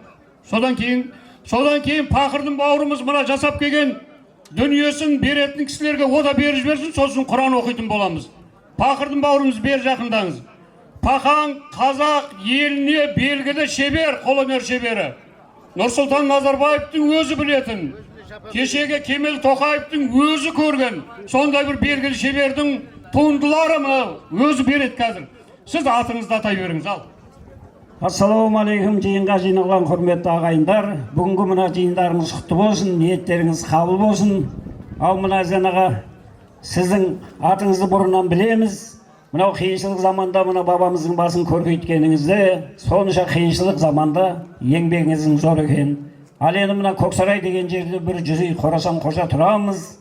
Ниетіміз бар еді сізге бір ат мінгізгесек деген. Мынау сіздің асыңызға Құда қаласа кеп тұр бірге енді. Соны сізге біздің атымыз ешқандай жұғында болмайтын білеміз. Бірақ қазақта сөз бар ғой, жақсының жақсылығын айт, нұры тасысын дейді, жаманның жаманшылығын айт, құтыға ашсын дейді. Тек қана сізге деген құрмет, соны біз сізді әбіржітпейік, қинамайық деп, дәу атымызды қалтамызға сап келдік. Құда қаласа Көксарайлық ағайындардың құрметі деп біліңіз. Бұл біреуге жағымпаздану, немесе бір жақсы көріну емес, ағайында елдің бір құрметі. Құда қаласа бүгінгі мынау жасап атқан ниетіңіз қабыл болсын, мұратыңыз асыл болсын, астарыңызға адалдық берсін, бастарыңызға амандық берсін. Тек қана жақсылықта кездесейік. Құрметті ағайын, ассалаумағалейкум. Мынау жалпы әулиелердің басына еткен еңбегін жария қылмайтын, мақтанбайтын, көкірек соқпайтын азаматтар мен азаматшаларды бір кішкене марапаттап жіберейін деп, мынау семьямыздың атынан, Қорасан қоры атынан, жалпы қазақ халқының атынан осы бір азаматтарды марапаттайын деп едім. Бірінші марапатым мынау Қожакенттік Амина деген жас қызымыз осы бір акцияға музей салынып атқан кезде өзінің үлесін қосқан Пазыл небересі Альберт қызы Амина қызға. Мынау тәрбиеңіз, елге деген еңбегіңіз, мынау ата-ананың тәрбиесінің арқасы ғой осы. Мынау жалпы Қорасанның шырағын жағып жүрген Мейрам болатын болса, Мейрамның шырағын жағып жүрген Жайна деген қызымыз бар. Ол қыздың қуырдағын жемеген адам бар болса егерде. Бар ма? Қол көтерсінші. Жоқ екен. Онда Жайна қыз бүгін туылған күнің құтты болсын, жасаған ем жар болсын. Мынау елдің анасы болып, бабаның бір асыл текті келіні болып, өзіңдей бір ардақты келіншек, Алланың берген өмірін жаса, айналайын өркенің өссін, бақ қарап қыдырдарсын. Мынау енді мен бір осы арада баба десе жүрегін салып тұратын Алеша деген бауырымыз бар, Әділбек. Божбан ағайындардың ішінен. Әділбек бауырымызға, Алеша. Алеша жоқ. Сунақ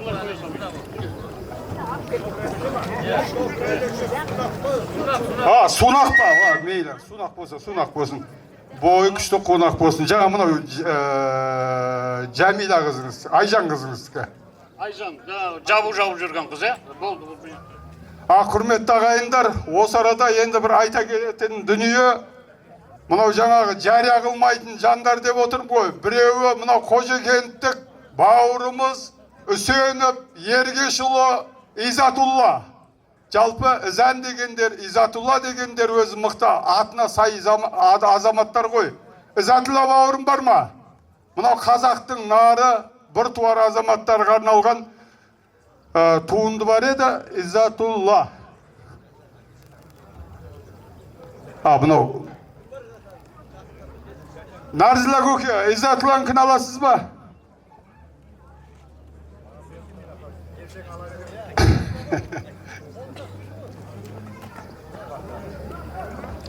Альберт көке. Өзбекстаннан келген шапан десетті. Мынау жерде өзімнің бауырым деп емес, ағам деп емес, туғаным демес, иманды азамат өзінің ешқашан ісіне мақтанбайтын, бердім, алдым, көрдім дегенді білмейтін Бақытхан деген ағамыз бар, Абылазимов Бақытхан. Осы арада отыр. Сол кісі қазақтың нарын мінсін, дөңгеленген дүниеде тұғыры биік болсын, алшы асығынан тұрсын, төрт құбыласы тең болсын, жамандығы кем болсын, Алла өмір жасын ұзақ қылсын, берекесін берсін, бергенінен танбасын. Алланың нұры жаусын, бойын кішкентай болса да көңілің даусын.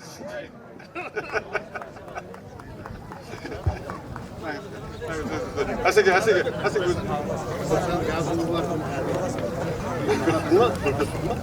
Сұрып, артыңызға қарасыңыз. Артыңызға қарасыңыз. Әні.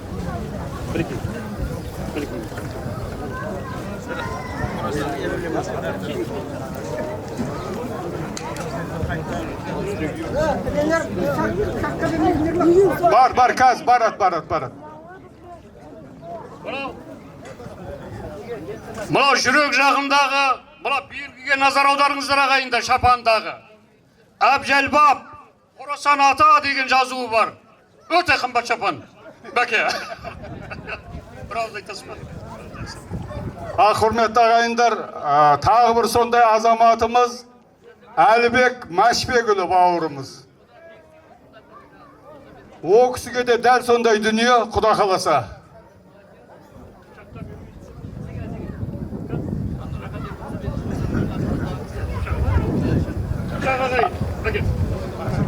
Қыпшақ ағайын, жаңа келіңізші. Нұрахан аға келіңіз. Кімге? Ол Айжанға бер. Міне киімдері бар, тағы береміз. Пакеттері бар. Мына шешіп беріп жіберші. Аға рахмет аға. Аман болыңыз. Өзіңде рахмет.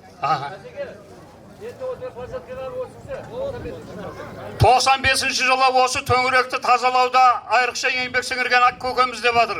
Көке, рахмет, аман болыңыз. Жақсы. Ағайындар, аяғына жеттік. Бірақ жиын таусылмасын. Алла сіздермен біздер барда бұл төңіректегі халықтың келуі, зиярат етуі Алла қаласа тоқтамайтын болады. Сондықтан жиында Алланың кәлемімен аяқтауға рұқсат етіңіздер. Құран оқу үшін біз Өзбекстаннан келген қари, дін ғұламасының бірі Зияудин қариға беркеңіз. Сосын мен, сіз оқысаңыз, мен бағыштайтын адамдарды айтсам, айып етпейсіз ба? Болды, келіңіз. أعوذ بالله من الشيطان الرجيم بسم الله الرحمن الرحيم سنة من قد أرسلنا قبلك من رسلنا ولا تجد لسنتنا تحويلا أقم الصلاة لدلوك الشمس إلى غسق الليل وقرآن الفجر إن قرآن الفجر كان مشهودا ومن الليل فتهجد به نافلة لك عسى أن يبعثك ربك مقاما محمودا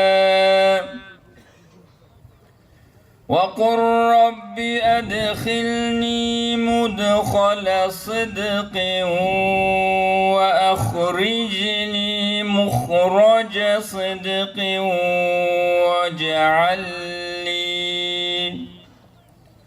واجعل لي من لدنك سلطانا نصيرا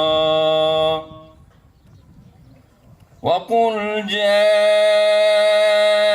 الحق وزهق الباطل إن الباطل كان زهوقا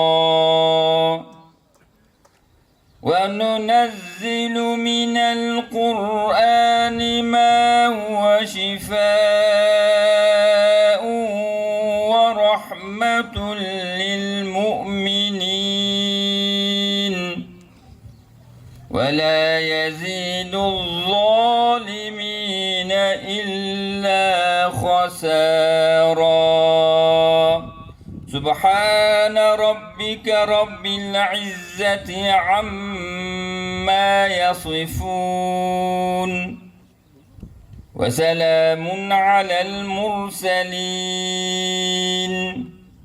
والحمد لله رب العالمين آمين. أولا آدم ата Хауа анамызға, Мұхаммед пайғамбарымыз саллаллаху алейхи саламға, Әбу Бәкір Сыздық, Хазіреті Омар, Хазіреті Осман, Хазіреті Әли, Мұхаммед Ханафия, Арыстан баб, Абдрахым баб, Абжайлы баб, Абдрахим баб, Исхақ баб, Қожа Ахмет Яссауи, Байдыбек ата, Бекет ата, Мәшкүр Жүсіп ата, Марал Ишан, Хисамидин ата, Мәд Қожа ата, Қожам Сүгір ата, Қожам Берді ата, Божбан ата, Қараша рулы ұрпақтарының бабаларына, Қасым ата, Бақсайыс ата, Қылауыз ата, Қылышты ата, Нияз Қожа ата, Төлек ата, Шах Бұзырг ата, Шамшы Бұзырг ата, Әләмин баба ата, Бабан Қожа ата, Садыр Шайық ата, Мәулана Орын Қойлақы ата, Айғожа Ишан ата, Ибаш ата, Машбек ата, Нұрғожа ата, Нұғман ата, Бейбжамал ата, апа, Бердібек аға, мына Шарапов Изат бауырымыздың ата-анасына арман қарай. Осы жерде отырған барлығымыздың да ата-аналарымыз бар, аға-іні, апа-сіңлілеріміздің yanında ruhaniyetine ya Allah uzun bahşet etti, ya Allah hediye etti, Allah uzun kabul kılın. Özün onların bарлығын ya Allah kabirlerini Kur'an nurымен özün münevvar kılın. Ahiretteki mertebelerini ya Allah uluk kılın, günahların keçirip öz rahmına alın. Ya Allah bарлығımız uluk insan Abdücəlil babtың ziyaretine gelip oturmuş ya Allah özün kabul kılın. Günahlarımızı ya Allah keşirgin. Bərimizi ya Allah öz hidayet yoluna baskarın. Yeki dünya bakı sadatın Allah bərimizi özün nasip kılın. Perzentlerimize insaf bergin, tavfik ver.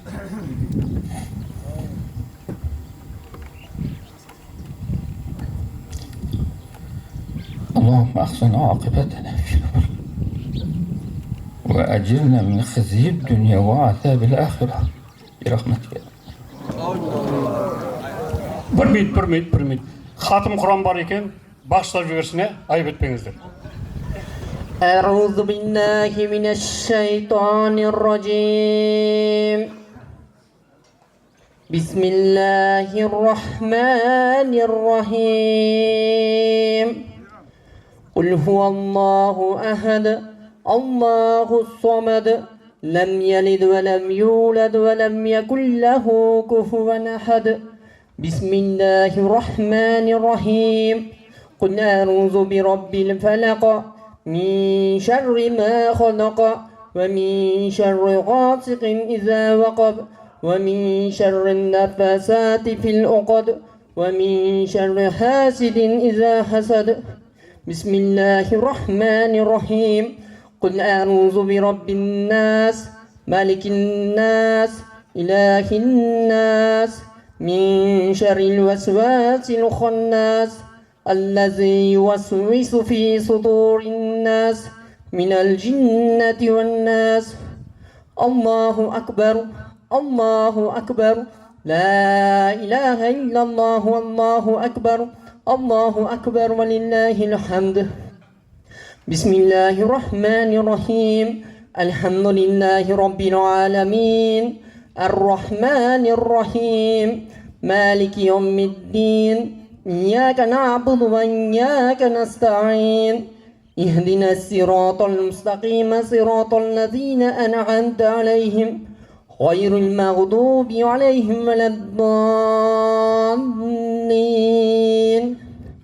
بسم الله الرحمن الرحيم ألف لام ميم ذلك الكتاب لا ريب فيه هدى للمتقين الذين يؤمنون بالغيب ويقيمون الصلاة ومما رزقناهم ينفقون والذين يؤمنون بما أنزل إليك وما أنزل من قبلك وبالآخرة هم يوقنون أولئك على هدى من ربهم وأولئك هم المفلحون سبحان ربك رب العزة عما يصفون وسلام على المرسلين والحمد لله رب العالمين.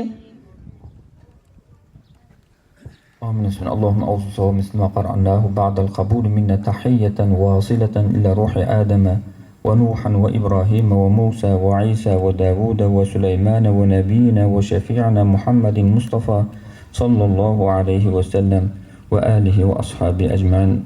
يا الله يا رحمن يا رحمن أتى ذكر قلنا بوت осыларда осы барлық аталардың руханиятына хасatan міне Абдücəlil баб, Исхақ баб, Абдурахим баб, міне Едімен Хусейн ата, осы жерде жатқан қабірстанда жатқанша біздің інелеріміз бар, момын мұсылмандарымыз бар, олардың осы жерде отырған барлығымыздың ата-аналарымыздың руханиятына бақшет еттік, Алла өзін жеткізгін.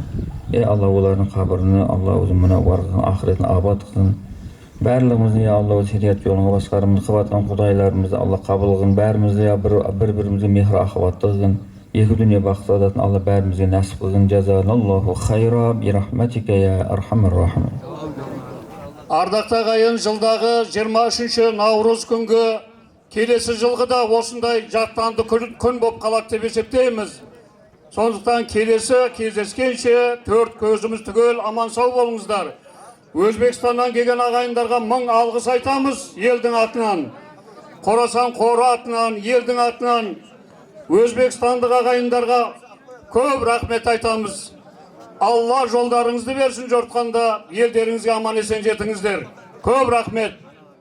Құрметті ағайындар, аса құрметті жамағат, мына бүгін үлкен шара өткіздік, үлкен жиын өткіздік мына Қорасан ата бабамыздың басында.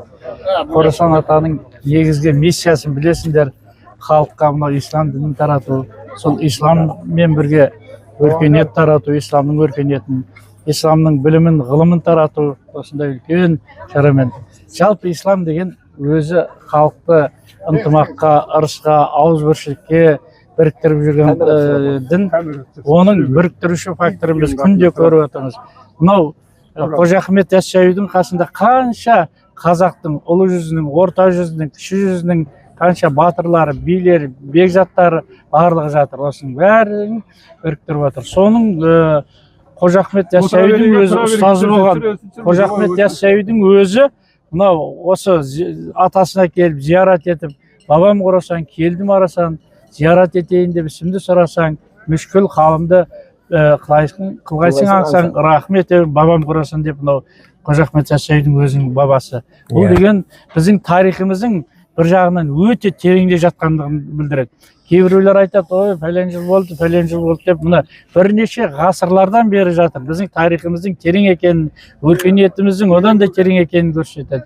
Осындай тарихымыз терең, осы өркениетті әрі қарай біз сақтай берейік. Осыны сақтайтын, осыны сақтай алатын, осыны әрі қарай жауапкершілігін өздеріне алатын мынау өскелең ұрпақтарымыз, салиқалы ұрпақтарымыз көбейе берсін, еліміз аман болсын, халқымыз тыныш күні болсын. Мынау ұлыстың үні жиналып отырмыз, ұлыс оң болсын, ақмол болсын, тек осындай жақсылықпен, ынтымақпен жинала беруге Алла нәсіп етсін. Затакаң, мынау қазақ еліне келіп, мен айтпақшымын, ассалаумағалейкум, қазақ елі, батырлар елі, ынсаптылар елі, имандылар елі, академиктер елі, өте бір тамаша халықпыз. Айтады ғой, үлкен жұмысты басқарып істеп жатырмыз, барлығымызға жетерлі. Иә, абай бабамыз айтқандай, сен де бір кірпіш дүниеге кетігін тапта бар қалан дегендей, әрқайсымыз бабаларымызға, өзіміздің өткен әулеттерімізге қызмет қылсақ, ол соншалықты аз деп ойлаймын.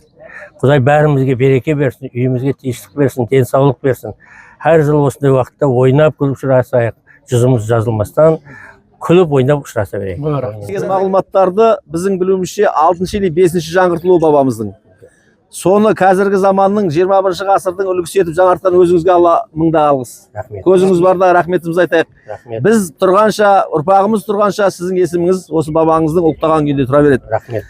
Бір адамның қолынан келмейді, көпшілікпен келеді. Басында жүрген негізгі инициативасы өзіңіз, өзіңізден шыққан қаражат, атаңыздың сөзін жерге тастамай істеп бердіңіз. Сонау Ташкентте жатсаңыз да. Ташкент бізге бөлек емес. Біздің нанханамыз, ата-бабамыздың ұрпағын сақтап қалған Ташкенттің арқасы. Сондықтан мына туған топырағыңызға, ата-бабаңыз кіндік қаны тамған елге келіп, бабаңызға келіп жатқан зиратыңыз қабыл болған болсын. Ұрпағыңызға жұғысты болсын, төңірегіңізге жұғысты болсын, тек қана Қорасанға емес, бүкіл әлемге жұғысты болсын. Әлемдік деңгейдегі бабамыз, әулиелердің әулиесі осы кісі, осы сыр өңірінен мойындалған, соның ұрпақтары аман болсын өзіңіз сияқты. Алла нұрын жаудырсын сізге. Ризамыз, ризашылығымызды білдіргіміз келеді. Рахмет бәріміз. Алхамдулиллахи раббил аламин. Жаратушы жалғыз жаббар екенбіз. Мына бүгінгі беріп жатқан ас, садақа, зекет, мына оқылып жатқан Құран, жайылып жатқан дастарханнан болған барлық сауаптарды, мына ағаларымыздың етіп жатқан еңбектерінің сауаптары Алла қабыл етсін.